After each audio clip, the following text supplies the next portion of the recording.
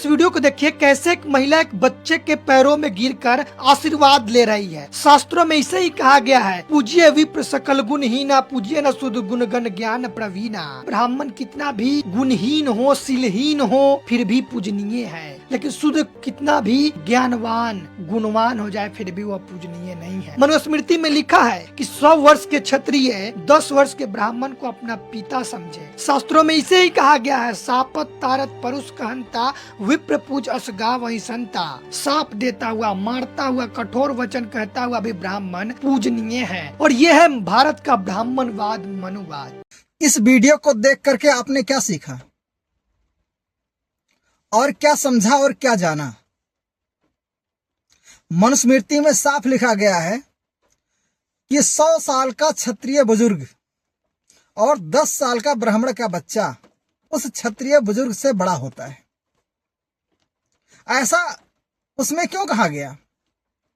ऐसा उसमें केवल इसलिए कहा गया कि जो क्षत्रिय होता है वो क्षत्रिय अपना इतिहास नहीं जानता, और 10 साल का ब्राह्मण का बच्चा भी अपना इतिहास जानता है, अपने महापुरुषों को जानता है, अपना दुश्मन और अपने दोस्त को जानता है। इसीलिए मनुस्मृति में साफ लिखा गया है कि 100 साल का क्षत्रिय बुजुर्ग और 10 साल का ब्राह्मण का बच्चा उस क्षत्रिय बुजुर्ग से बड़ा होता है। ये देख रहे हो ना, औरतें आकर के इस बच्चे के चरणों में कैसे पड़ रही हैं, और वो बच्चा ये नहीं समझ पा रहा है कि आखिर में हमारे चरणों में क्यों पड़ रही हैं। देखिए, बच्चा पीछे हट रहा है और औरतें आगे आगे आकर के उसके पैरों पर गिर रही हैं कि ब्राह्मण तुमको किस तरीके से मानसिक गुलाम बना लिया है। चाहे क्षत्रिय हो, चाहे वैश्य हो, चाहे कोई शूद्र हो, सभी क्या करते हैं, चाहे ब्राह्मण का लड़का 5 साल का होता है तो उसके भी चरणों में जाकर के गिर जाती हैं। चाहे स्त्री हो, चाहे पुरुष हो, सभी ब्राह्मण के चरणों पे जाकर के गिरते हैं। चाहे वो पागल हो, चाहे लूला हो, चाहे लंगड़ा हो, चाहे वो कितना भी अनपढ़ गंवार हो, उससे कोई मतलब नहीं। चाहे उसको कुछ भी ना आता हो, लोग हैं, चाहे वो क्षत्रिय हो, चाहे वैश्य हो, चाहे शूद्र हो, सभी मानसिक गुलाम है ब्राह्मणों के।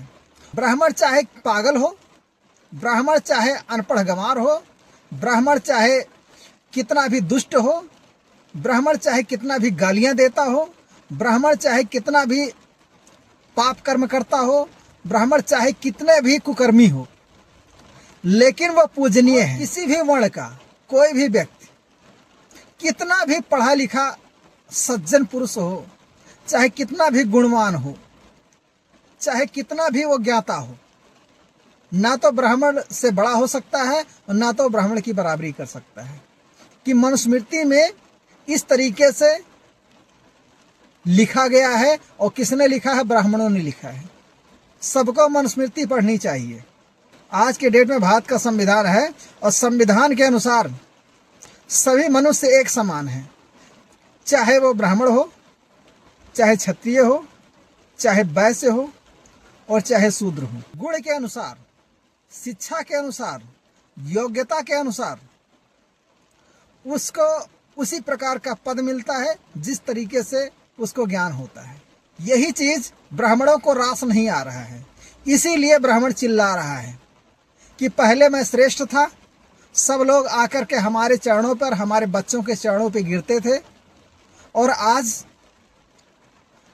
जो पढ़े लिखे शिक्षित हो गए हैं, ब्राह्मणों के बच्चों के सामने जाकर के अपना सर नहीं झुकाते हैं, और उल्टा ब्राह्मण खुद इनसे नमस्कार करते हैं। यही कष्ट इनको बहुत बड़ा हो रहा है। मेरे प्यारे साथियों, सभी बीमारी की जड़ मनुस्मृति है, और मनुस्मृति को पढ़िए और जानिए कि संविधान तुमको क्या देता है और मनुस्मृति तुमको क्या बनाती है। मनुस्मृति ने तुमको 4 वर्णों में बांटा, ब्राह्मण, क्षत्रिय, वैश्य और शूद्र। ब्राह्मण सबसे ऊंचे बैठ गए, बाकी जितने भी हैं, चाहे वो क्षत्रिय हो, चाहे वैश्य हो, चाहे शूद्र हो, सभी ब्राह्मणों के नीचे आ गए। सभी को एक बार मनुस्मृति जरूर पढ़नी चाहिए, तब ये समझोगे कि संविधान ने तुमको क्या दिया है और मनुस्मृति ने तुमको क्या दिया है। जैसे अगर किसी को किसी प्रकार की बीमारी हो जाती है, जब तक उसका एक्सरे अल्ट्रासाउंड जांच नहीं होता तब तक उस बीमारी का पता नहीं चलता है। वैसे भारत के अंदर जितने भी अंधविश्वास, पाखंड, आडंबरवाद और ऊंच नीच, छुआछूत की बीमारियां हैं, इन सभी बीमारियों की जड़ जो है वो मनुस्मृति ही है। और जब मनुस्मृति पढ़ोगे तभी जाके आपको पता लगेगा कि मनुस्मृति क्या है।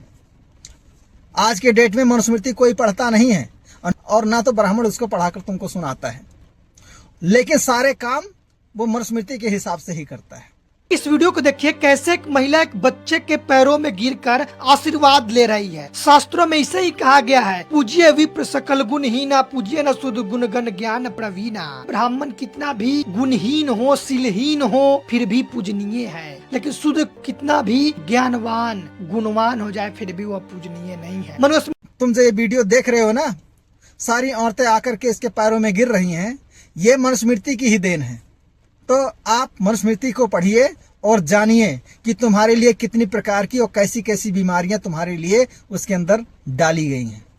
तो मेरे प्यारे साथियों, मनुस्मृति को पढ़िए, तब जानोगे कि भारत के अंदर वर्ण व्यवस्था कैसे आई, भारत के अंदर भारत के ही मूल निवासियों को नीच कैसे बनाया गया, भारत के अंदर छुआछूत, ऊंच नीच, अंधविश्वास, पाखंड, आडंबर कैसे फैलाया गया और किसने फैलाया और किस लिए फैलाया।